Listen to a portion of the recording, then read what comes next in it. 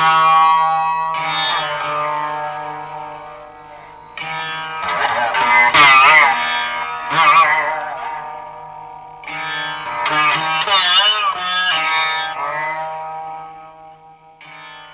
کا دن تاریخ کی یادداشتوں کا دن ہے۔ علامہ اقبال کے اسم گرامی کے ساتھ وہ زمانہ بھی اپنی تمام تر کیفیتوں کے ساتھ ہماری نظروں میں ابھر آتا ہے جو تحریک خلافت کا زمانہ تھا، جو شدھی کا زمانہ تھا، برطانوی ہند میں فرقہ وارانہ کشیدگی کا زمانہ۔ مسلمان اس زمانے میں بکھر گئے تھے، ان کے ذہنوں پر مایوسی اور ارادوں میں تھکن آ چکی تھی۔ اس مایوسی میں قسطنطنیہ کا آشوب بھی شامل تھا اور خلافت عثمانیہ کے خاتمے کا المیہ بھی۔ لیکن سب سے بڑی وجہ بر صغیر کی سیاست میں مسلمانوں کے مستقبل کی بے یقینی تھی۔ وائسرائے ہند لارڈ ارون گاندھی کے ساتھ مفاہمت کا خواہش مند تھا، مگر مسلمانوں کا نہ تو زمانہ حال تھا، نہ ہی مستقبل میں قومی تشخص کی کوئی امید۔ دنیا میں قوموں پر ایسا وقت بہت کم آیا ہے جو اس وقت مسلمانوں پر من حیث القوم آیا تھا۔ اس دور کی آواز میں ایک درد تھا، لہجے میں اندیشہ اور آہنگ میں ایک اضطراب۔ مگر خدا کی مشیت اپنا وقت خود متعین کرتی ہے۔ 29 دسمبر 1930 کو اس پریشان کن دنیا میں امید کی صدا بلند ہوئی۔ یہ حضرت علامہ اقبال کے اس خطبے کی صدا تھی جو آل انڈیا مسلم لیگ کے 21ویں سالانہ اجلاس میں پڑھا گیا تھا۔ آج ہم اس تاریخ ساز جلسے کی ایک صوتی تشکیل پیش کر رہے ہیں جسے ہم نے تحقیق، قرائن اور مستند حوالوں کی مدد سے مرتب کیا ہے۔ تو آئیے الہ آباد چلتے ہیں۔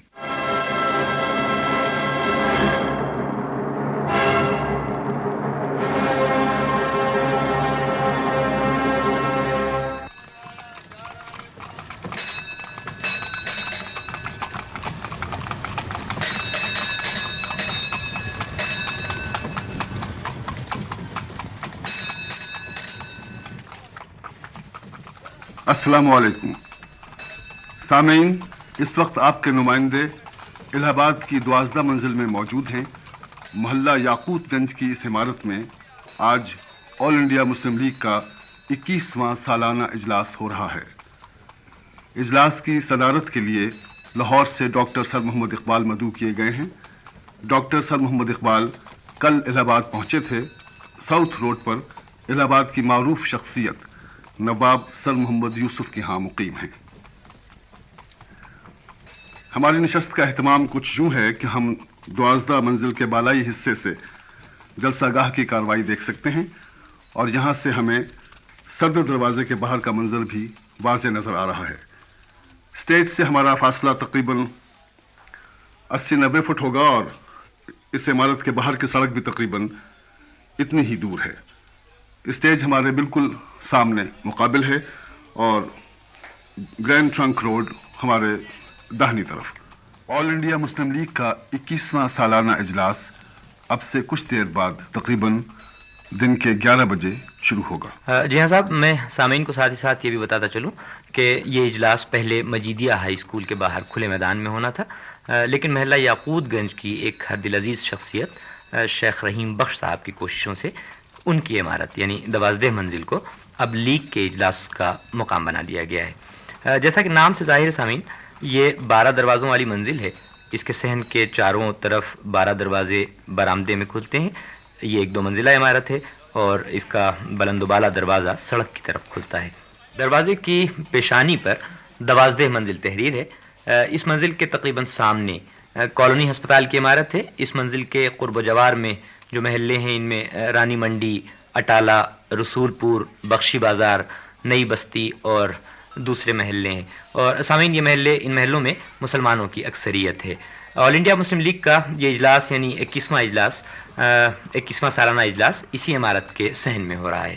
کل جب ڈاکٹر سر محمد اقبال لاہور سے الہ آباد پہنچے تو ریلوے پلیٹ فارم پر آل انڈیا مسلم لیگ، آل انڈیا مسلم کانفرنس اور آل انڈیا تنظیم کانفرنس کے ارکان اور مسلمان شہریوں کی ایک بہت بڑی کثیر تعداد پلیٹ فارم پر ان کے استقبال کے لیے موجود تھی۔ इस पुरजोश और बेमिसाल इस्तकबाल की एक सौती रिपोर्ट मुलाजा फरमाइए।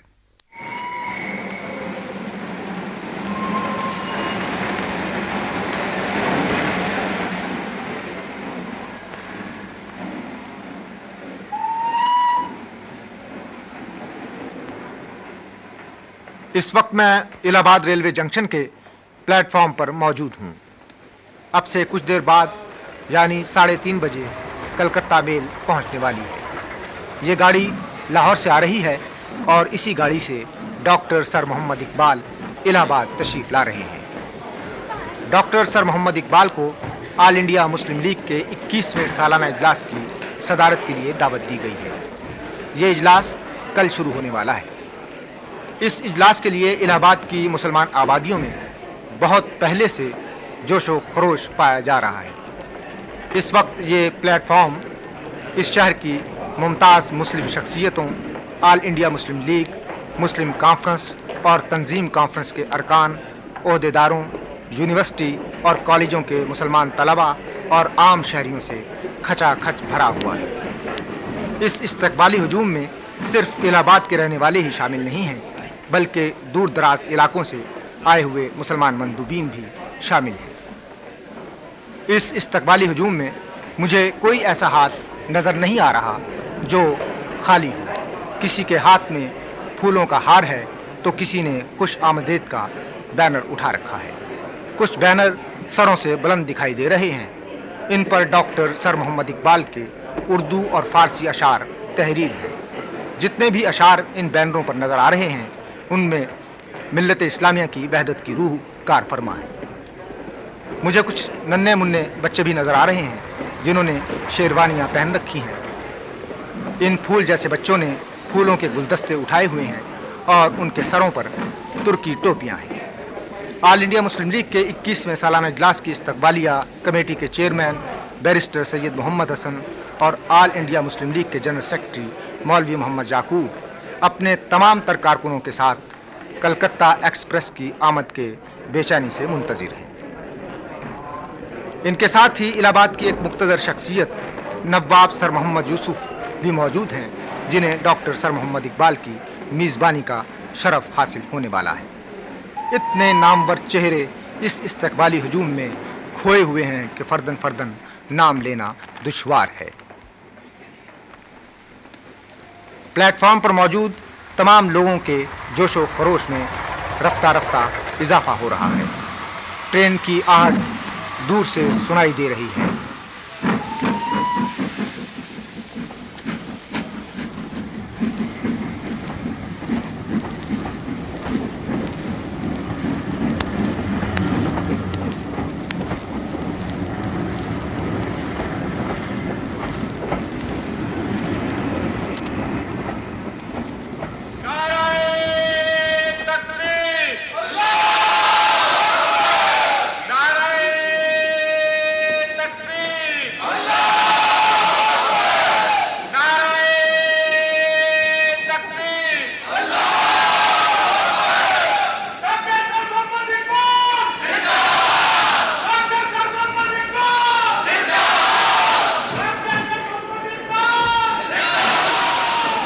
ट्रेन रुक चुकी है।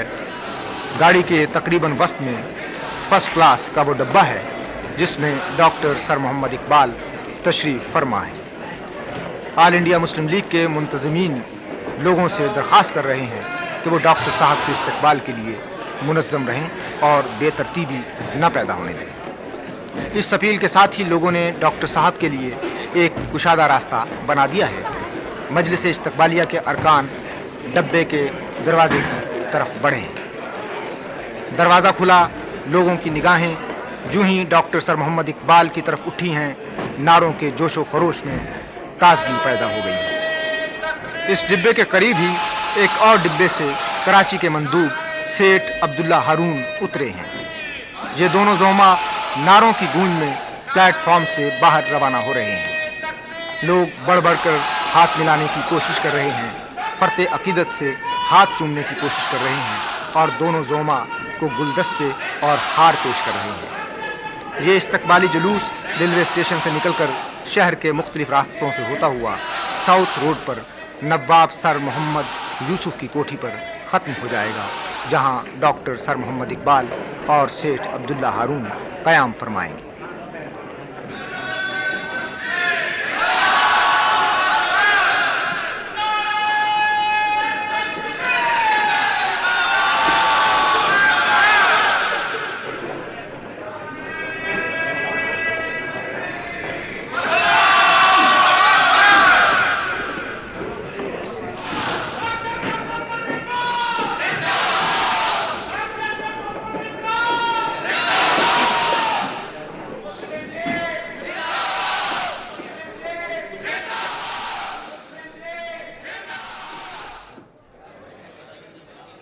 सामीन, इस रिपोर्ट से यहाँ मौजूद मुसलमानों के जोश व खरोश का अंदाज़ा आपको हो गया होगा।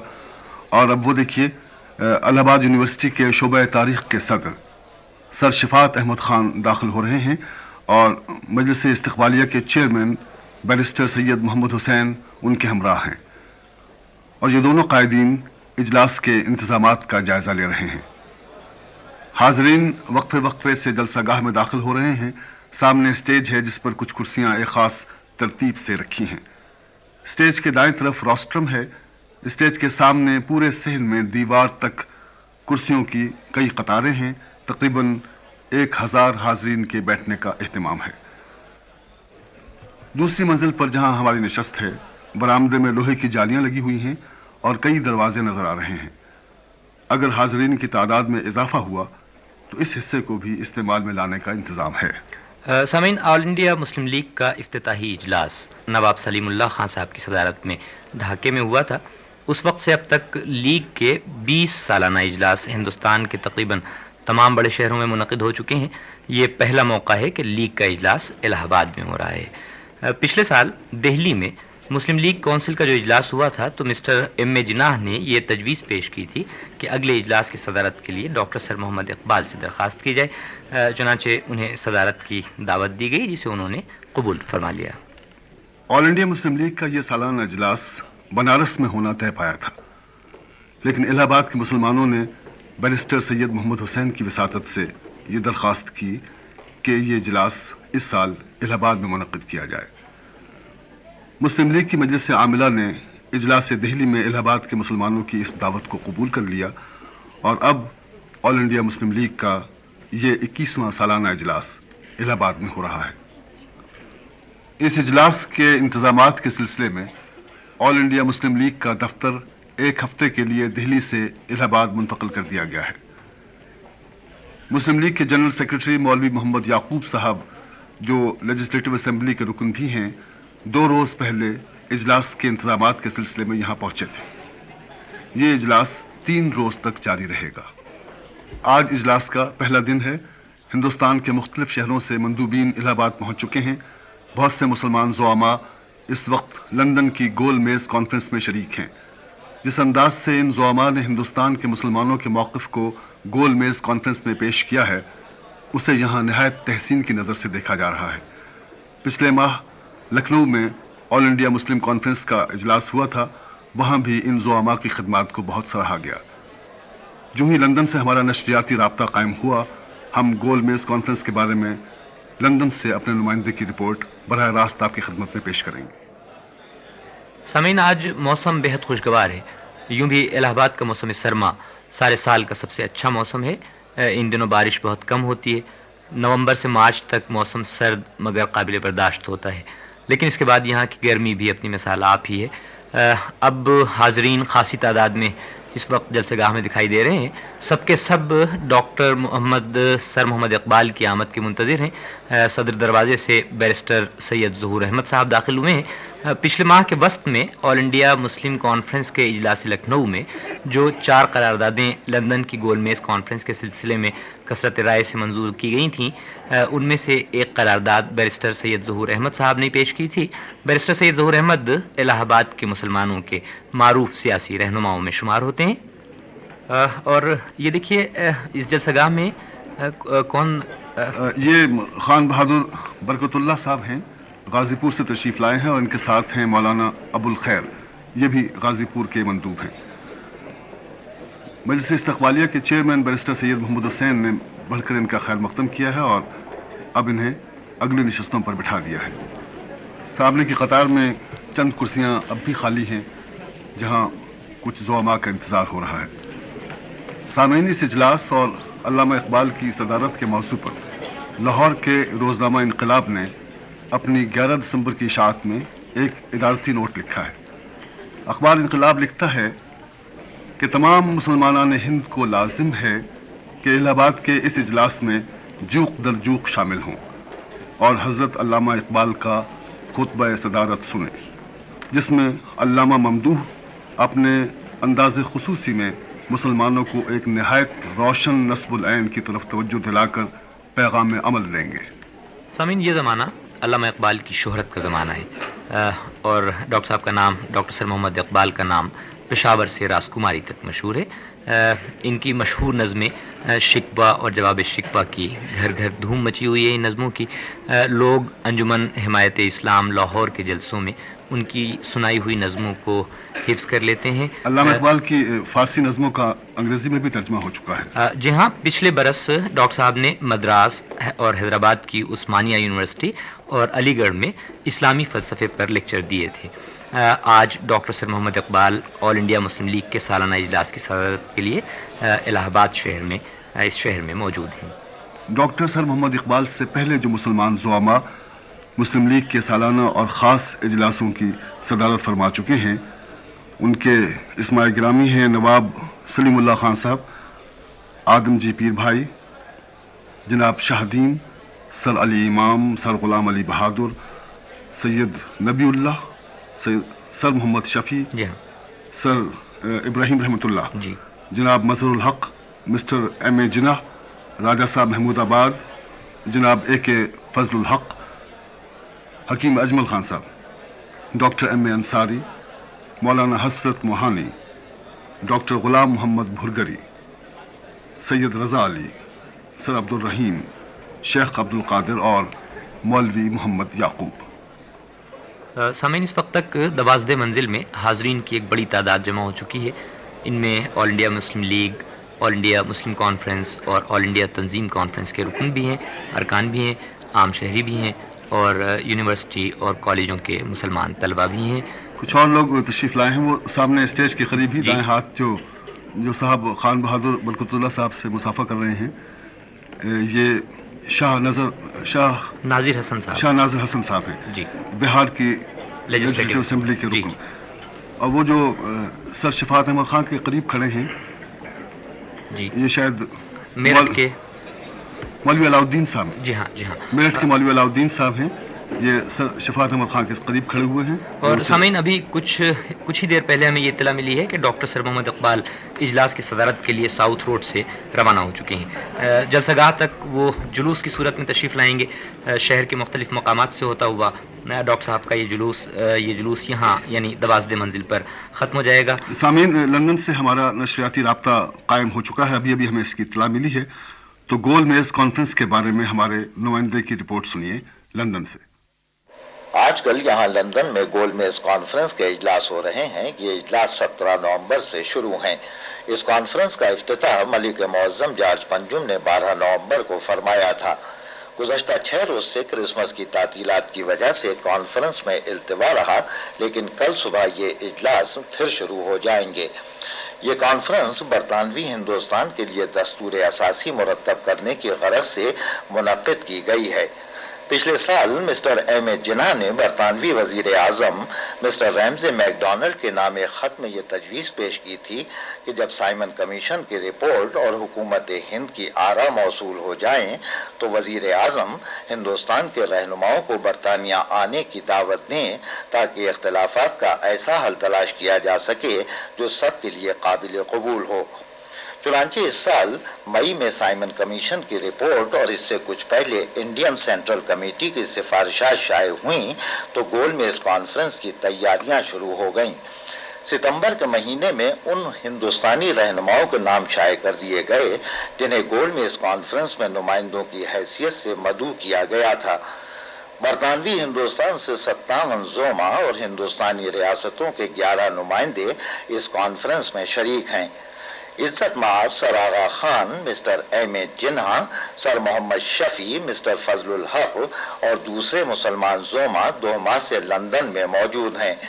سر آغا خان اور مسٹر ایم اے جناح یہاں ریٹس ہوٹل میں مقیم ہیں۔ مولانا محمد علی جوہر پچھلے ماہ کی 8 تاریخ کو لندن پہنچے تھے اور ہائیڈ پارک ہوٹل میں ٹھہرے ہوئے ہیں۔ مولانا محمد علی جب ہندوستان سے روانہ ہوئے تھے تو شدید علیل تھے، لیکن ہندوستان کی آزادی اور مسلمانوں کے حقوق کے تحفظ کے لیے انہوں نے بیماری کی حالت میں بھی 7000 میل کا سفر گوارا کیا۔ پیرس میں امراض قلب کے معروف معالج ڈاکٹر ہنری ویلز نے ان کا طبی معائنہ کیا تھا۔ کانفرنس کے ہندو مندوبین میں sir Tej Bahadur Sapru, doctor Moonje, doctor Ambedkar, mister Arjikar, mister Chintamani, سردار اجل سنگھ، سر چمن لال ستلوار اور سرینواس شاستری شامل ہیں۔ گول میز کانفرنس سینٹ جیمز پیلس میں ملکہ این کے ملاقاتی کمرے میں ہو رہی ہے اور اس کے لیے خاص طور پر ایک میز تیار کروائی گئی ہے۔ کانفرنس کے باقاعدہ اجلاس شروع ہونے سے 7 روز پہلے اخبار نویسوں کو یہ میز دکھائی گئی۔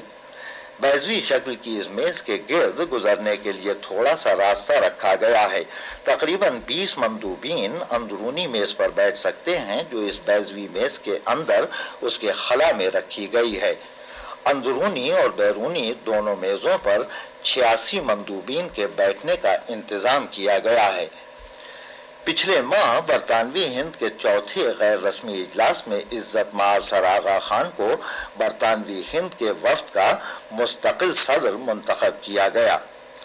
لندن میں آمد کے فوراً بعد ہندوؤں اور مسلمانوں میں مفاہمت کی کوششوں کا آغاز ہوا اور اب تک مختلف اجلاسوں میں مسٹر ایم اے جناح کے 14 نکات، جداگانہ طریق انتخاب، علیحدگی سندھ، اصلاحات سرحد اور سرکاری ملازمتوں میں مسلمانوں کے تناسب کے مسائل پر بحث ہوتی رہی، لیکن کوئی حتمی تصفیہ ان مسائل پر ابھی تک نہیں ہو سکا۔ مسٹر ایم اے جناح نے پچھلے ماہ کی 20 تاریخ کو گول میز کانفرنس کے مکمل اجلاس میں جو تقریر کی تھی اس کی گونج اب بھی انگلستان میں موجود ہے۔ اپنی تقریر میں انہوں نے حکومت برطانیہ سے فرمایا تھا کہ جب تک آپ ہندوستان کے حقوق اور مفادات کا تحفظ نہیں کریں گے آپ کوئی دستور مرتب نہیں کر سکتے۔ سب سے پہلے تو آپ کو اقلیتوں کے معاملے پر غور کرنا ہوگا اور جب تک آپ مملکت کے لیے اقلیتوں کا تعاون اور وفاداری حاصل نہیں کریں گے آپ کا مرتب کردہ کوئی دستور کامیاب نہ ہوگا۔ مسلمان اپنے لیے تحفظات کا مطالبہ کرتے ہیں۔ مولانا محمد علی جوہر نے شدید طور پر علیل ہونے کے باوجود گول میز کانفرنس میں 19 نومبر کو جس بے باکی اور جرأت کے ساتھ ہندوستان کی آزادی کا مطالبہ کیا اس کی بازگشت ابھی تک سنی جا رہی ہے۔ مسلمان مندوبین نے حکومت برطانیہ اور ہندو مندوبین پر یہ واضح کر دیا ہے کہ وہ جداگانہ طریق انتخاب کے سوا کسی بھی اسکیم کو قبول نہیں کریں گے۔ حال ہی میں لندن کے اخبار آبزرور میں ایک مضمون بھی شائع ہوا ہے جس میں یہ مشورہ دیا گیا ہے کہ جداگانہ انتخاب کا اصول اگر منظور کر لیا جائے اور مسلمانوں کو اکثریت کے مطابق نشستیں دے دی جائیں تو اس طرح کانفرنس کے راستے میں جو رکاوٹ پیدا ہو گئی ہے وہ دور ہو جائے گی۔ کانفرنس کے التوا سے ایک روز پہلے برطانوی وزیر اعظم مسٹر ریمزے میک ڈونلڈ نے اقلیتوں کی سب کمیٹی سے یہ اپیل کی تھی کہ ہندوستان کی سیاسی ترقی کے لیے اقلیتوں کا تصفیہ ضروری ہے۔ آج کرسمس کی تعطیلات کا آخری دن ہے۔ کل صبح صوبہ جاتی سب کمیٹی اور حق رائے دہندگی کی سب کمیٹی کے اجلاس ہوں گے اور پرسوں اقلیتوں کی سب کمیٹی کا اجلاس ہوگا جس کی صدارت مسٹر ریمزے میک ڈونلڈ کریں گے۔ لندن سے گول میز کانفرنس کی روداد آپ نے سنی۔ سامعین، آپ نے اندازہ لگا لیا ہوگا کہ گول میز کانفرنس میں ہندو مسلم مفاہمت کے آثار نظر نہیں آ رہے۔ تعطل کے اس پس منظر میں آج کے اس اجلاس کی اہمیت دو چند ہو جاتی ہے۔ سامعین، کچھ اور مندوبین تشریف لا رہے ہیں اور تشریف لائے ہیں وہ دیکھیے لکھنؤ کے سید ذاکر علی صاحب ہیں اور عبد الماجد صاحب، مولانا عبد الماجد صاحب، یہ بدایوں سے تشریف لائے ہیں. آپ دونوں اپنے رفقا کے ساتھ جلسہ گاہ میں تشریف لا رہے ہیں، داخل ہو رہے ہیں. ان کے پیچھے آپ نے دیکھا ہوگا جی جناب عبد المجید سندھی صاحب حیدرآباد سندھ سے تشریف لائے ہیں، اور ان کے دائیں ہاتھ کی طرف ہیں سیٹھ طیب علی صاحب، یہ کراچی سے تشریف لائے ہیں. صاحب یہ مندوبین کتنی طویل مسافتیں، کتنے دور دراز راستے طے کر کے آئے ہیں، لیکن الہ آباد پہنچے ہیں سینکڑوں کوس کی مسافتوں کے باوجود، لیکن ایسا لگ رہا ہے کہ بہت تازہ ہیں اور ان کے چہروں پر سفر کی تھکن کے بجائے عزم ہے، حوصلہ ہے، شگفتگی ہے. جی سامعین، میں اس وقت دیکھ رہا ہوں کہ مجلس استقبالیہ کے چیئرمین بیرسٹر سید محمد حسین اور مسلم لیگ کے کارکنوں نے بڑھ کر انضمامہ کا، ان قائدین کا استقبال کیا ہے اور کر رہے ہیں، اور آپ خود اندازہ لگا رہے ہوں گے کہ جلسہ گاہ میں جو شور بڑھ رہا ہے، حاضرین تالیاں بجا بجا کر ان رہنماؤں کو خوش آمدید کہہ رہے ہیں. سامعین، الہ آباد اکبر اعظم کا بسایا ہوا شہر ہے. اسی شہر میں تاریخی قلعے کے قریب دریائے گنگا اور دریائے جمنا کا سنگم ہے. اس شہر کے تاریخی مقامات میں خسرو باغ اور خلد سرائے بھی شامل ہیں. جی ہاں، ساتھ میں یہ بھی بتاتا چلوں کہ شیرشاہ سوری کی بنوائی ہوئی وہ مشہور سڑک گرانڈ ٹرنک روڈ جو کہلاتی ہے، وہ اس شہر کے بیچ میں سے، عین وسط میں سے گزرتی ہے اور الہ آباد کو ایک طرف کلکتے سے اور دوسری طرف پشاور سے ملاتی ہے. 12 منزل سے کچھ ہی دور ایک سڑک ہے جس کا نام ہے چرچ روڈ. یہاں پائنیئر اخبار کا دفتر ہے. اس اخبار کا ایک پرانا شمارہ اس وقت ہمارے سامنے ہے. یہ پچھلی صدی کے اواخر میں شائع ہوا تھا. اس شمارے کا تذکرہ میں بطور خاص اس لیے کر رہا ہوں کہ اس میں علی گڑھ تحریک کے بانی اور ہندوستان کے مسلمانوں کے محسن سر سید احمد خان کا ایک تاریخی مضمون شامل ہے. یہ مضمون ہندوستان کے سیاسی اور سماجی مسائل کے بارے میں ہے اور اس کا ایک اقتباس دلچسپی سے خالی نہ ہوگا. سر سید فرماتے ہیں، اس سے بہت پہلے کہ انڈین نیشنل کانگریس کا خیال بھی ہوا ہو، میں نے اس مسئلے پر غور کیا تھا. ایسے طریقہ حکومت کے لیے جس کا انتظام صرف کثرت رائے پر چلتا ہو، اول اور لازمی امر یہ ہے کہ ووٹرز میں ہم جنسیت ہو، بلحاظ قوم کے اور مذہب کے اور عادات معاشرت کے، رسومات کے، تمدنی حالات کے اور بلحاظ تاریخی و ملکی روایات کے. امر بالا میں ہم جنسیت نہیں، سوائے ملک کے امن اور بہبودی کو نقصان پہنچانے کے اور کوئی نتیجہ نہیں ہو سکتا. میں اس تجربے کو جو انڈین نیشنل کانگریس کرنا چاہتی ہے ایک ایسا تجربہ سمجھتا ہوں جو شک اور مصائب سے بھرا ہوا ہے، کل اقوام ہند کے لیے اور خصوصاً مسلمانوں کے لیے. سامعین، ابھی کچھ دیر پہلے ہی بلکہ آمد کا سلسلہ جاری ہے اور ابھی جناب عبدالکافی صاحب تشریف لائے ہیں. کانپور سے آپ کا تعلق ہے اور یہ غالباً عبدالصمد صاحب ہیں. جی بدایوں کے. جی ہاں، یہ بدایوں سے تشریف لائے ہیں. لکھنؤ سے تشریف لائے ہیں جناب اظہر علی MLA. یہ دیکھیے غازی پور سے محمد عظیم صاحب ہیں. جناب محمد عظیم صاحب ہیں غازی پور سے، اور حسین امام صاحب ہیں. آپ پٹنہ سے تشریف لائے ہیں. لاہور کے سید حبیب شاہ ہیں اور ان کے ساتھ ہیں قصور کے مولوی عبدالقادر قصوری. اور گرداسپور سے آپ تشریف لائے ہیں مولانا محمد صادق صاحب. آپ سب زعما جلسہ گاہ میں موجود ہیں، تشریف لا رہے ہیں. اور بیرسٹر سید محمد حسین صاحب اور ساتھ ان کے سید ظہور احمد صاحب. جی ہاں، آپ بھی بیرسٹر ہیں. اور ڈاکٹر سر شفاعت احمد خان ہیں. اور یہ منزل یعنی 12 منزل کے مالک شیخ رحیم بخش صاحب نے ان مندوبین کا استقبال کر رہے ہیں اور ان کو لے کر اگلی نشستوں کی طرف بڑھ رہے ہیں تاکہ انہیں اگلی نشستوں میں جلسہ گاہ کی جگہ مل سکے.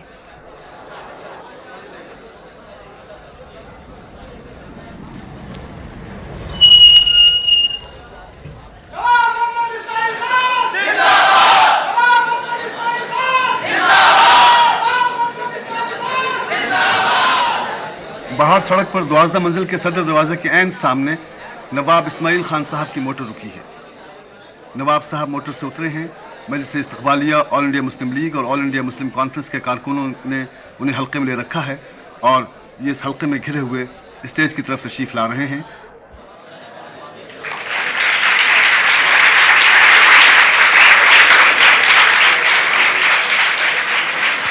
نواب اسماعیل خان صاحب ہندوستان کے مسلمانوں کے بڑے مقتدر قائد ہیں اور ان کی موجودگی محسوس کر کے حاضرین میں جوش و خروش کا اضافہ ہو گیا ہے. پچھلے ماہ کے وسط میں آل انڈیا مسلم کانفرنس کے اجلاس لکھنؤ کی صدارت بھی آپ ہی نے فرمائی تھی۔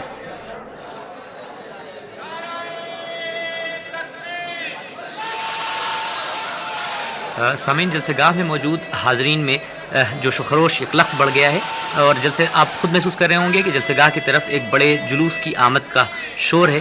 آنے والے جلوس کے نعروں کی گونج آپ یقیناً سن رہے ہوں گے، اور اب تو اس گونج میں جلسہ گاہ میں موجود حاضرین کے نعرے بھی شامل ہو گئے ہیں۔ ان نعروں سے آپ نے محسوس کر لیا ہوگا کہ یہ بے تابی اور جوش و خروش کس شخصیت کے استقبال کے لیے ہے۔ مسلمانوں کے دیدہ بینا اور مفکر اسلام ڈاکٹر سر محمد اقبال تشریف لا چکے ہیں۔ جلسہ گاہ میں یکلخت ایک اضطراب کی لہر پھیل گئی ہے۔ حاضرین پنجوں کے بل کھڑے ہو کر ڈاکٹر سر محمد اقبال کو دیکھنے کی کوشش کر رہے ہیں۔ سامعین، یوں لگتا ہے جیسے جلسہ گاہ میں بظاہر کوئی تنظیم موجود نہیں ہے، لیکن مجلس استقبالیہ کے چیئرمین اور کارکن اور دوسرے ارکان لوگوں سے منظم اور پرسکون رہنے کی اپیل کر رہے ہیں۔ ڈاکٹر سر محمد اقبال کار کی پچھلی نشست پر دائیں طرف تشریف فرما ہے۔ آپ کے ساتھ سیٹھ عبداللہ ہارون MLA بیٹھے دکھائی دے رہے ہیں۔ مشتاقان دید کے حلقے نے اس موٹر کو اپنے گھیرے میں تقریباً چھپا لیا ہے، لیکن میں دیکھ رہا ہوں کہ یہ کالے رنگ اور کھلی چھت کی موٹر ہے۔ اس کے پہیے بڑے بڑے ہیں اور مڈگارڈ پہیوں سے کافی اونچے ہیں۔ ڈاکٹر سر محمد اقبال انگریزی تراش کے خوبصورت سوٹ میں ملبوس ہیں، سر پر ترکی ٹوپی ہے۔ آپ کی عمر اس وقت تقریباً 50-55 کے درمیان ہوگی۔ شخصیت میں جاہ و جلال ہے اور آنکھوں میں ملت اسلامیہ کی سربلندی کے خواب۔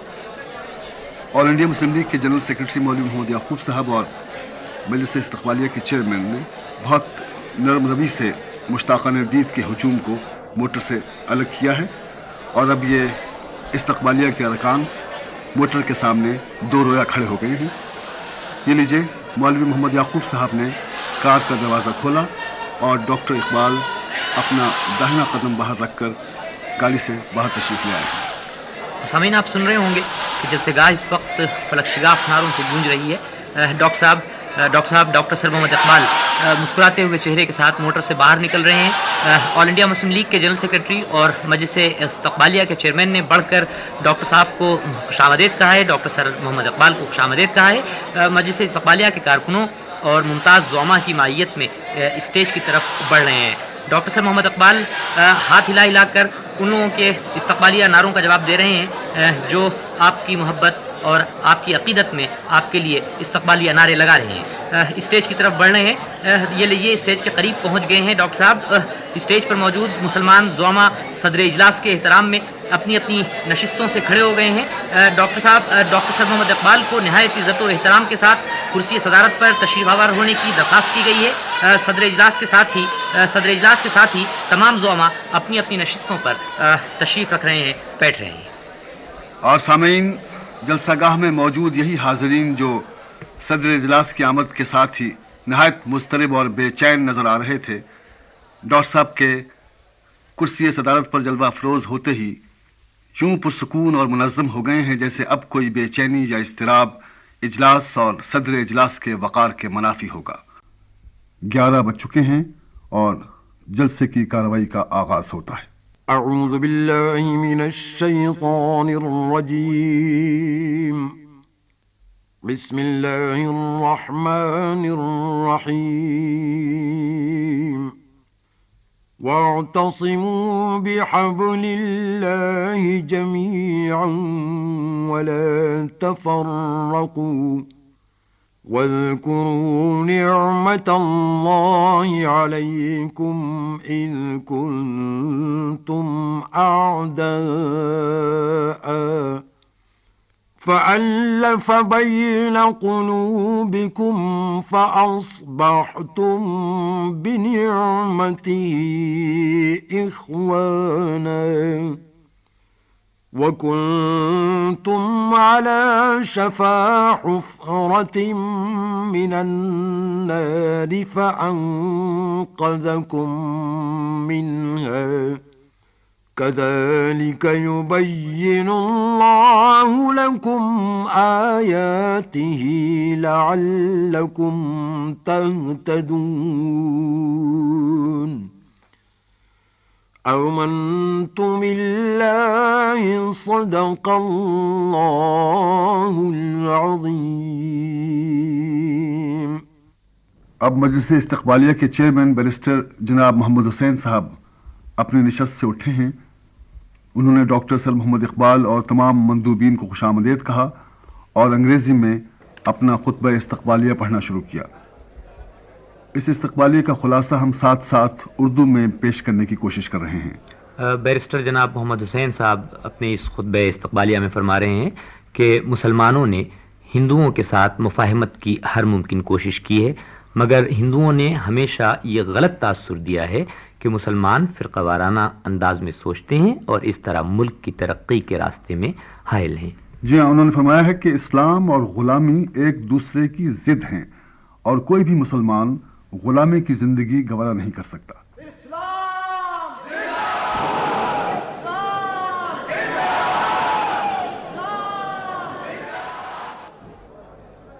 بیرسٹر محمد حسین صاحب نے زور دے کر کہا ہے کہ اگر ہندوؤں کے رویے میں آج بھی کوئی مثبت تبدیلی رونما ہو اور مسلمانوں کو اس بات کا یقین ہو جائے کہ ان کی روایات، ان کا مذہب، ان کا انداز تعلیم اور ان کی زبان کو ختم نہیں کیا جائے گا اور وہ اس سرزمین کے فرزندوں کے طور پر قبول کر لیے جائیں گے، تو مسلمان اس بات کا یقین دلا سکتے ہیں کہ وہ کبھی بھی اپنے حقوق کے تحفظ کا تقاضا نہیں کریں گے۔ بیرسٹر صاحب کہتے ہیں کہ مگر ہندوؤں کے ساتھ مسلمانوں کے ماضی کے تجربے نے جو لوکل بورڈ اور انتظامیہ کے مختلف شعبوں کے ذریعے سامنے آیا ہے اور جو تجارت کے میدان میں بھی دکھائی دیتا ہے، ایسی کسی خوش آئند امید کو ظاہر نہیں کیا۔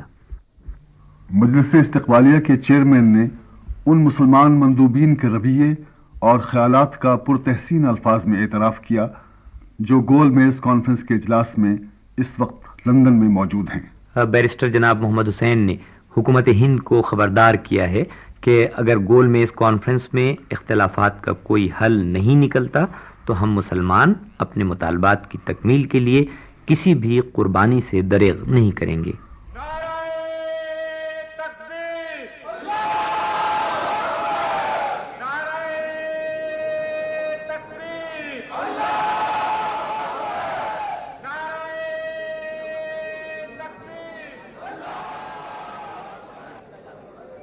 خطبہ استقبالیہ کے اختتام پر آل انڈیا مسلم لیگ کے 21ویں سالانہ اجلاس کے صدر ڈاکٹر سر محمد اقبال سے درخواست کی گئی ہے کہ وہ اپنا خطبہ صدارت ارشاد فرمائے۔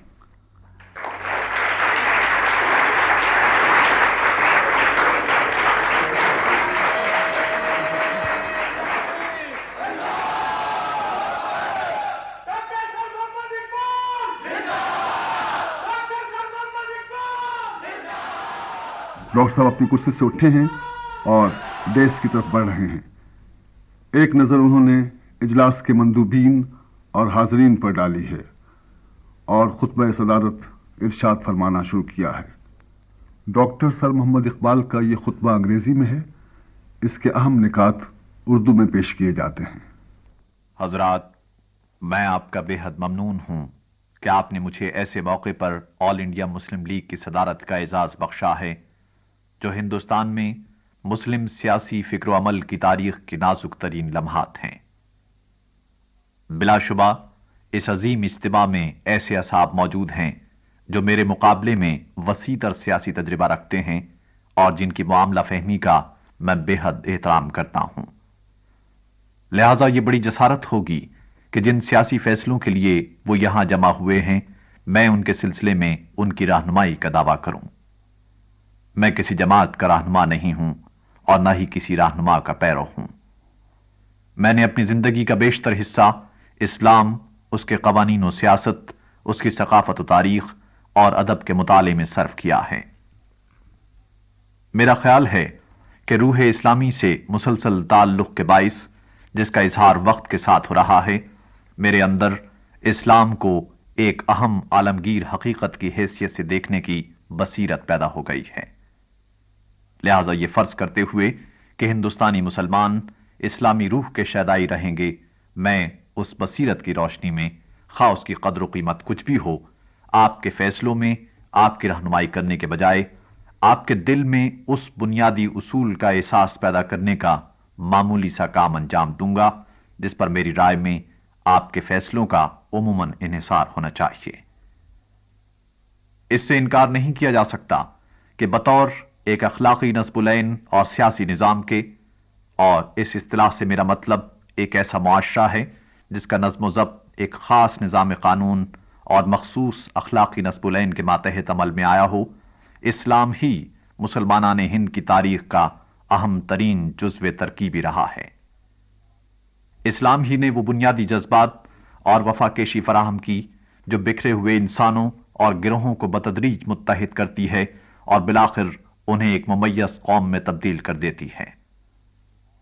در حقیقت یہ کہنا کوئی مبالغہ نہیں کہ دنیا بھر میں صرف ہندوستان ہی ایسا ملک ہے جہاں اسلام ایک مردم ساز قوت کی حیثیت سے بہترین صورت میں جلوہ گر ہوا۔ دوسرے ممالک کی طرح ہندوستان میں بھی اسلامی معاشرہ تقریباً پوری طرح ایک مخصوص اخلاقی نصب العین کی کلچر سے بنا ہے۔ میرے کہنے کا مقصد یہ ہے کہ مسلم سوسائٹی کے خمیر جس میں ایک مخصوص ہم آہنگی اور اندرونی اتحاد پایا جاتا ہے، ان قوانین اور اداروں کا رہین منت ہے جو اسلامی کلچر سے وابستہ ہیں۔ مجھے امید ہے کہ آپ مجھے اس علمی بحث کے لیے معاف فرمائیں گے، لیکن آل انڈیا مسلم لیگ کے اس جلسے کی صدارت کے لیے آپ نے ایک ایسے شخص کو منتخب کیا ہے جو اس امر سے مایوس نہیں ہے کہ اسلام اب بھی ایک ایسی قوت ہے جس میں انسان کے تصور کو جغرافیائی حدود سے آزاد کرنے کی سکت موجود ہے، اور جو یہ عقیدہ رکھتا ہے کہ مذہب کو افراد و اوطان کی زندگی میں بے انتہا اہمیت حاصل ہے، اور جسے یقین ہے کہ اسلام بجائے خود تقدیر ہے، اسے کسی دوسری تقدیر کے حوالے نہیں کیا جا سکتا۔ ایسا شخص مجبور ہے کہ حالات کو خود اپنے ہی نقطۂ نگاہ سے دیکھے۔ یہ نہ سمجھیے کہ جس مسئلے کی طرف میں اشارہ کر رہا ہوں وہ محض ایک نظری مسئلہ ہے۔ یہ ایک زندہ اور عملی مسئلہ ہے جس سے اسلام کے دستور حیات اور نظام عمل کے تار و پود متاثر ہو سکتے ہیں۔ اس مسئلے کے صحیح حل سے ہندوستان میں ایک ممتاز ثقافتی گروہ کی حیثیت سے ہمارے مستقبل پر اثر پڑ سکتا ہے۔ ہماری تاریخ میں اسلام پر ایسا سخت دور کبھی نہ آیا تھا جیسا کہ آج ہے۔ آپ کا یہ اجتماع مسلمانوں کا اجتماع ہے۔ میرا خیال ہے کہ آپ سب اسلام کے مقاصد اور اس کی روح سے وفادار رہنے کے خواہش مند ہیں۔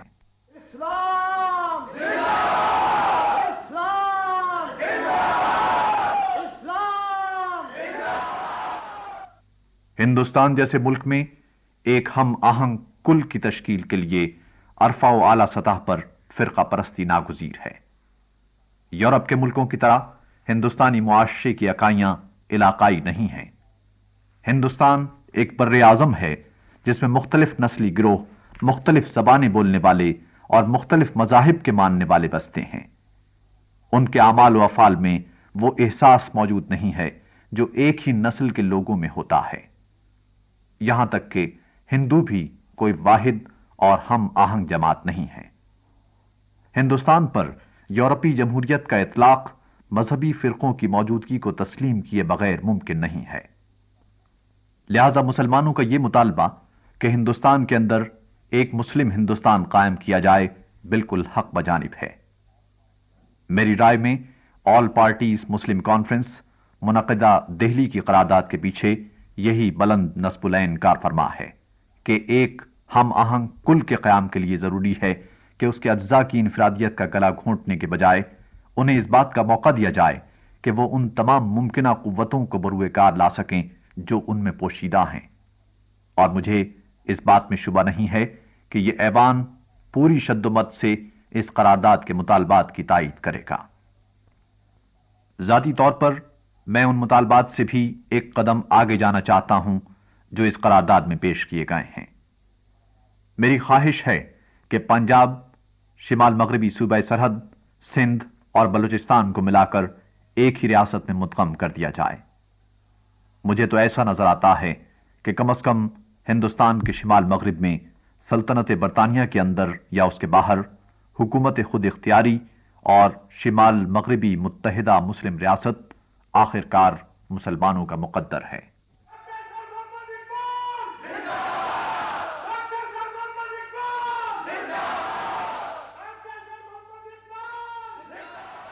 میں ہندوستان اور اسلام کی فلاح و بہبود کے لیے ہی ایک متحدہ مسلم ریاست کے قیام کا مطالبہ کر رہا ہوں۔ ہندوستان کے نقطۂ نظر سے اس کا مطلب اندرونی توازن قوت کے باعث امن و سلامتی ہوگا، اور اسلام کے لیے یہ ایک موقع فراہم کرے گا کہ وہ ان اثرات سے آزاد ہو جائے جو عربی شہنشاہیت نے اس پر ڈال دیے تھے، اور اپنے قوانین، اپنی تعلیم اور اپنے تمدن کو حرکت ملا کر ان کی اصل روح اور عصر جدید کی روح سے رابطہ قائم کر سکے۔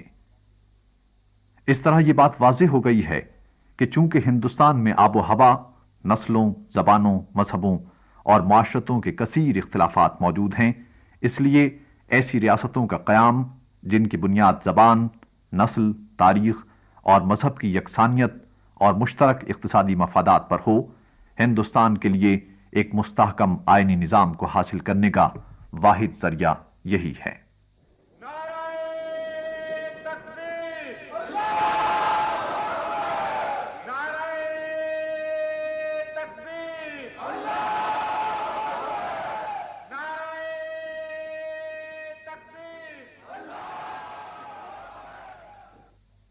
میرا خیال ہے کہ اب مجھے گول میز کانفرنس پر کچھ تبصرہ کرنا چاہیے۔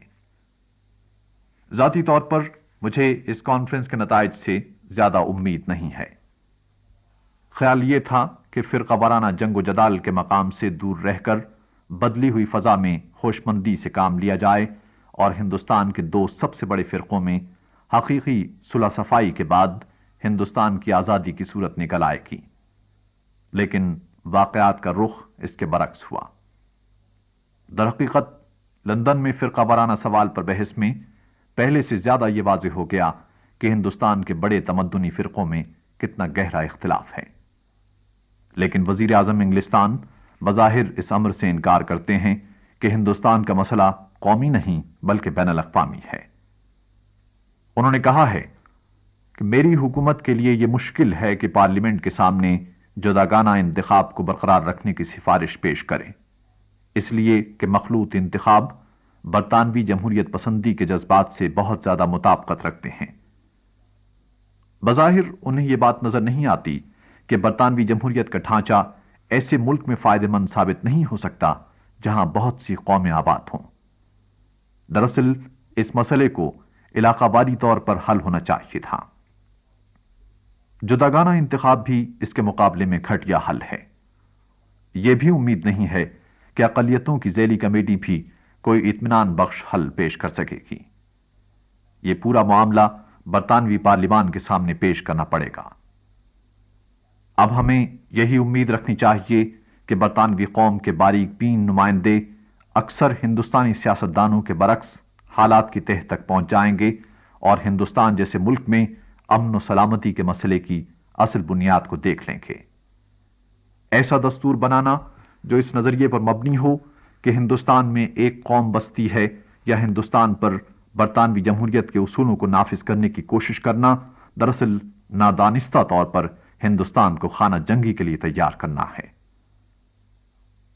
جہاں تک میں سمجھ سکا ہوں، ہندوستان میں اس وقت تک امن قائم نہیں ہو سکتا جب تک ان تمام قوموں کو جو یہاں بستی ہیں جدید طور پر آزادانہ ترقی کے مواقع اس طرح فراہم نہ کیے جائیں گے کہ ماضی سے یکایک ان کا رشتہ بھی منقطع نہ ہونے پائے۔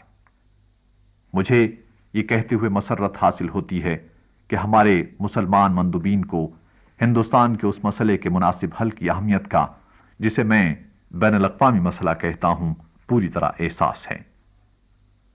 ان کا یہ اصرار بالکل بجا ہے کہ مرکزی حکومت کی ذمہ داری کا مسئلہ طے کرنے سے پہلے فرقہ وارانہ سوال کا تصفیہ ضروری ہے۔ کسی مسلمان سیاستدان کو فرقہ پرستی کے طعن آمیز پروپیگنڈے کا خیال نہیں کرنا چاہیے، اس لیے کہ یہ اصطلاح بقول برطانوی وزیر اعظم جمہوری جذبات سے فائدہ اٹھانے کے لیے وضع کی گئی ہے، اور اس کا مقصد یہ ہے کہ انگلستان ایک ایسی صورتحال کو تسلیم کرے جو فی الحقیقت ہندوستان میں موجود ہی نہیں ہے۔ اس وقت بہت بڑے بڑے مفاد خطرے میں پڑے ہوئے ہیں۔ ہماری تعداد 7 کروڑ ہے اور ہندوستان کے دوسرے باشندوں کے مقابلے میں ہم میں سب سے زیادہ یکسانیت اور ہم آہنگی پائی جاتی ہے۔ واقعہ یہ ہے کہ ہندوستان کے صرف مسلمان باشندوں ہی کو جدید اصطلاح میں صحیح طور پر ایک قوم کہا جا سکتا ہے۔ باوجود کہ ہندو تقریباً تمام پہلوؤں سے ہم سے آگے ہیں، لیکن انہوں نے ابھی تک وہ یکرنگی حاصل نہیں کی جو ایک قوم بننے کے لیے ضروری ہے اور جو آپ کے لیے اسلام کا ایک تحفہ ہے۔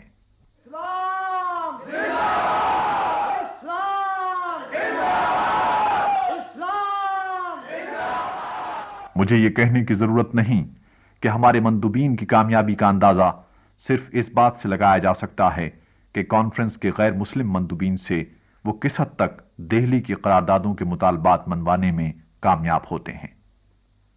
اگر یہ مطالبات تسلیم نہیں کیے جاتے تو اس سے ہمارے لیے ایک ایسا مسئلہ پیدا ہوگا جو دور رس نتائج کا حامل ہوگا۔ اس وقت وہ لمحہ آئے گا جب مسلمانان ہند کو اتحاد و اتفاق کے ساتھ آزادانہ سیاسی قدم اٹھانا پڑے گا۔ اگر آپ اپنے مقاصد اور نصب العین کے بارے میں سنجیدہ ہیں تو آپ کو اس اقدام کے لیے تیار رہنا چاہیے۔ ہمارے سربراہ رہنماؤں نے سیاسی مسائل پر کافی غور و خوض کیا ہے اور ان کے غور و فکر کا یہ نتیجہ ہے کہ ہم کسی حد تک ان قوتوں سے آشنا ہو گئے ہیں جو ہندوستان اور ہندوستان کے باہر اقوام کی قسمتوں کی تشکیل کر رہی ہیں۔ لیکن میں یہ پوچھنا چاہتا ہوں کہ آیا اس غور و فکر نے ہمیں اس قابل بنا دیا ہے کہ مستقبل قریب میں جو صورتحال پیدا ہوئی ہم اس کے مقابلے کے لیے تیار ہوں؟ حضرات، میرا خطبہ تمام ہوا۔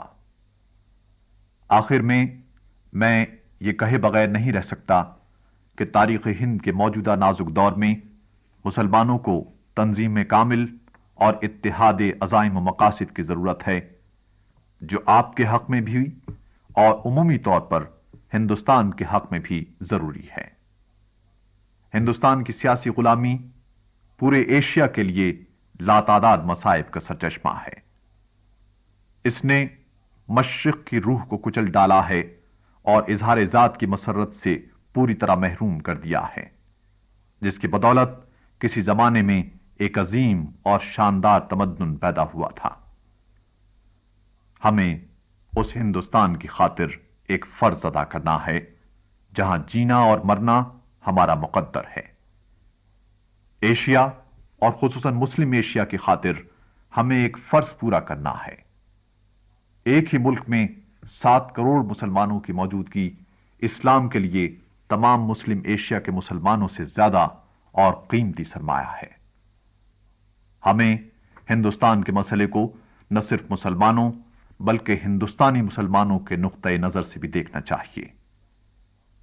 ایشیا اور ہندوستان کے حق میں وفاداری کے ساتھ ہم اس وقت تک اپنا فرض ادا نہیں کر سکتے جب تک ہم ایک متعین و مخصوص مقصد کے لیے اجتماعی عزم نہ کریں۔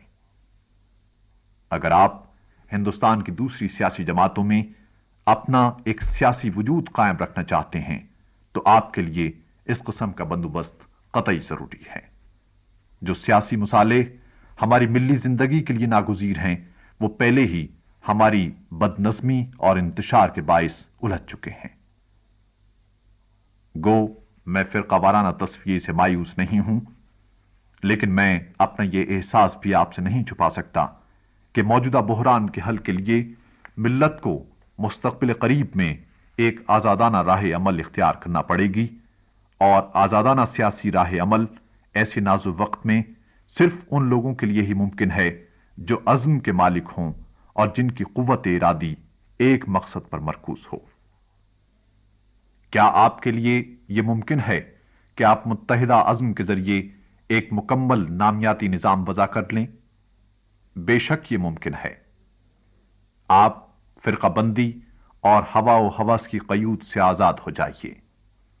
انفرادی اور اجتماعی عمل کی قدر و قیمت کو پہچانیے، خواہ اس مقصد کی روشنی میں جس کی آپ نمائندگی کر رہے ہیں وہ عمل مادی اغراض ہی سے متعلق کیوں نہ ہو۔ مادے سے گزر کر آپ روحانیت کی طرف جائیے۔ مادہ کثرت ہے، روح نور ہے، زندگی ہے اور وحدت ہے۔ مسلمانوں کی تاریخ سے میں نے ایک سبق سیکھا ہے۔ تاریخ کے آڑے وقت میں مسلمانوں کو اسلام نے بچایا ہے، مسلمانوں نے اسلام کی حفاظت نہیں کی۔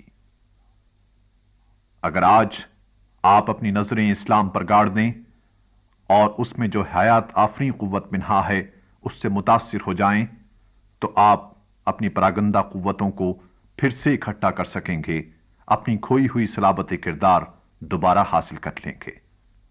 میں جب یہ کہتا ہوں کہ ہندوستان میں صورتحال وہ نہیں ہے جو بظاہر نظر آتی ہے تو میرا مقصد کسی کو فریب دینا نہیں ہے، لیکن بہرحال اس کا مطلب آپ پر اس وقت روشن ہو جائے گا جب آپ صورتحال کو دیکھنے کے لیے ایک صحیح اجتماعی خودی پیدا کر لیں گے۔ قرآن مجید کے الفاظ میں علیکم انفسکم لا یضرکم من ضل اذا اہتدیتم،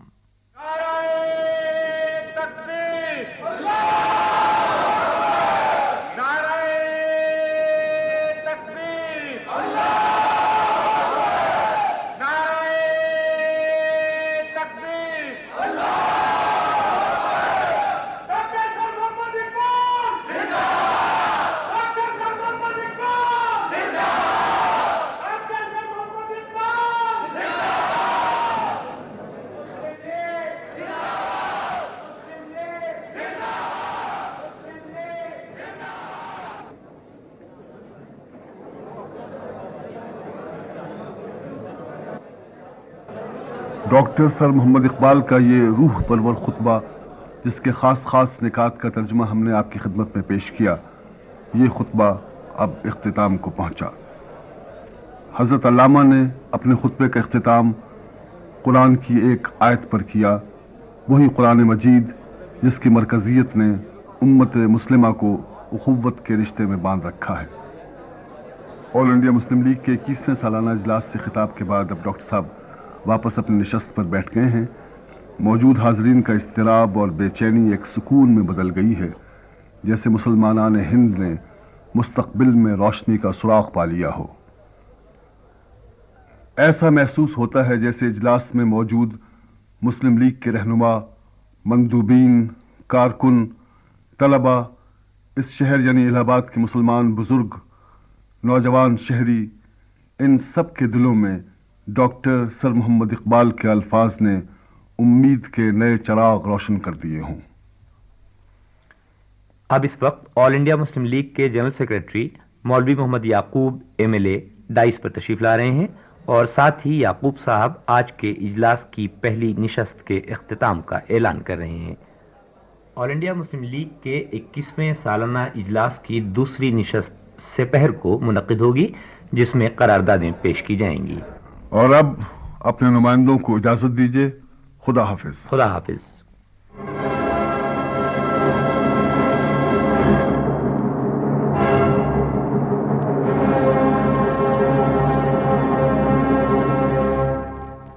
حکیم الامت حضرت علامہ اقبال رحمۃ اللہ علیہ کے مشہور خطبہ الہ آباد کے بارے میں ایک خصوصی پروگرام آپ نے سنا۔